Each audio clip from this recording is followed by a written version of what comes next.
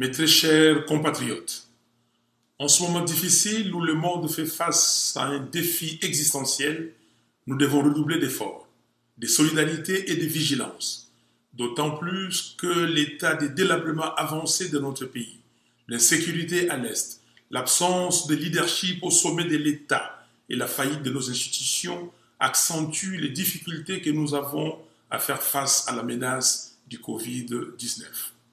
Je tiens à remercier toutes celles et tous ceux qui s'investissent en première ligne afin de compenser le rôle que l'État devrait jouer.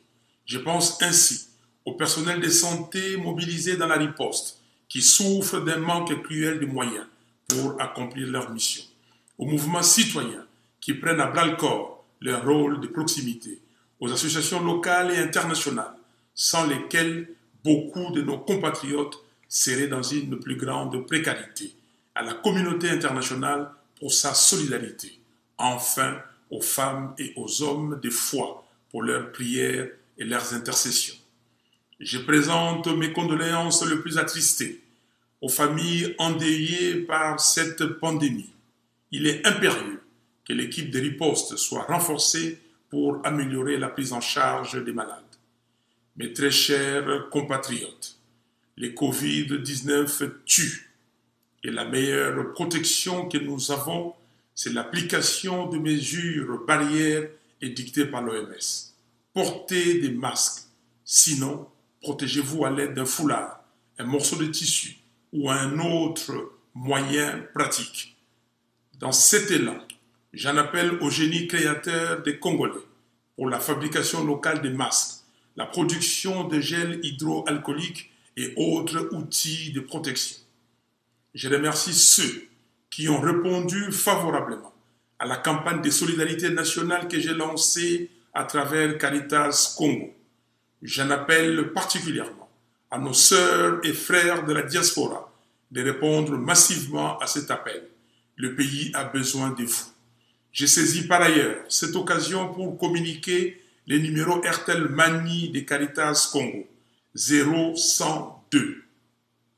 Chers compatriotes, concernant les détournements des deniers publics qui ont élu domicile dans notre pays, je tiens à féliciter ODEP, Likoko, Nucha, Filimbi, Congo n'est pas à vendre, ACAJ, CLC, COGEP, OAS, les lanceurs d'alerte congolais, les autres membres de la société civile ainsi que la population congolaise pour leur courage, parcours et avenir sur les nombreux détournements qui ont émaillé le pays ces dernières années aboutissent sur des sanctions exemplaires. À cet effet, un audit digne de ce nom doit être effectué à la CENI pour que M. Nanga et M. Basengezi, entre autres, s'expliquent sur l'utilisation de près d'1 milliard de dollars dépensés pour les élections de 2018. À tous mes compatriotes qui nourrissent un fanatisme aveugle des femmes et hommes politiques, ressaisissez-vous. Les millions détournés représentent des routes sur lesquelles vous ne conduirez jamais, une gratuité de l'éducation de base à laquelle vos enfants n'auront pas accès, de l'eau qui ne coulera où vous ne pourrez pas vous faire soigner et j'en passe. Cultivez plutôt le fanatisme pour la République et ses lois. Seule la justice élève une nation. Mes très chers compatriotes, l'après-pandémie ne doit pas être comme l'avant-pandémie. Le combat que je mène avec vous entre dans une phase critique pour la survie de notre nation. Et les épreuves actuelles nous offrent l'opportunité de montrer notre détermination pour le vrai changement afin de bâtir un Congo fort, digne et prospère. La confiscation de la souveraineté du peuple a montré ses limites.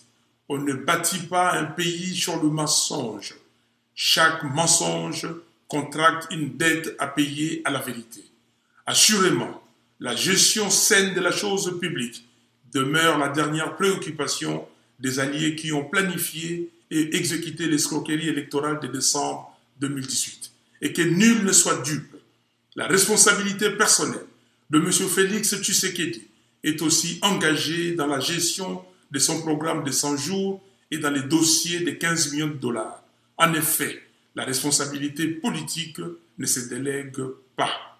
Dans son homélie de Vigile pascal, le pape François nous enseigne que être heureux, c'est arrêter d'être une victime et devenir l'auteur de son destin. Fin de citation. Pendant que le pays est attaqué par le Covid-19, Ebola, et par ceux qui veulent le balkaniser à l'Est, à Kinshasa, on s'emploie à dépouiller l'État et à faire du juridisme. Il s'agit là d'un comportement irresponsable, insouciant et qui témoigne d'un grave manque de sérieux.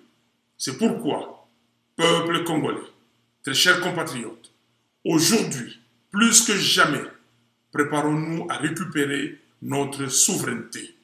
Que Dieu vous bénisse, que Dieu bénisse la RDC. Je vous remercie.